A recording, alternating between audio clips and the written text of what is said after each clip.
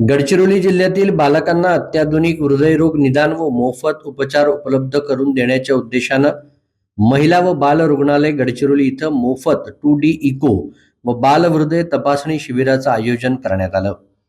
यावेळी दूरदृश्य प्रणालीद्वारे राज्याचे मुख्यमंत्री देवेंद्र फडणवीस, सार्वजनिक आरोग्य मंत्री प्रकाश आंबेडकर, सहपालकमंत्री ॲडव्होकेट आशिष जयस्वाल आणि अन्य मान्यवर सहभागी झाले।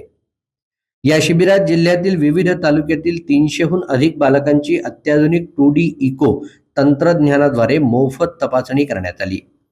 ठाण्याच्या ज्युपिटर हॉस्पिटलचे बाल हृदयरोग तज्ज्ञ डॉक्टर आशुतोष सिंग व त्यांच्या चमूनं 0 ते 18 वर्ष वयोगटातील बालकांची सविस्तर तपासणी केली। या तपासणीद्वारे जन्मजात हृदयविकार, हृदयाच्या झडपांचे विकार तसंच रक्तप्रवाहातील अडथळ्यांचे निदान करण्यात आले। पुढील उपचार अथवा शस्त्रक्रियेची आवश्यकता असलेल्या बालकांवर मोफत उपचार करण्याची कार्यवाही करण्यात येणार असल्याची माहिती आरोग्य विभागाने दिली। शिबिरादरम्यान राष्ट्रीय बाल स्वास्थ्य कार्यक्रम अंतर्गत अहेरी तालुक्यातील 2 वर्षीय अन्विका सूरज गौरकर हिची यशोगाथा सादर करण्यात आली। अंगणवाडी स्तरावरील नियमित आरोग्य तपासणीत RBSK पथकानं तिच्यामध्ये हृदयविकाराची लक्षणं ओळखली होती। पुढील तपासणीत तिला व्हेंट्रिक्युलर सेप्टल डिफेक्ट VSD अर्थात जन्मजात हृदयाला छिद्र असल्याचं निदान झालं। शिबिरात तिची पुढील तपासणी करण्यात आली असून तिच्यावर आवश्यक शस्त्रक्रिया व उपचार पूर्णपणे मोफत करणार येत असल्याची माहिती देण्यात आली।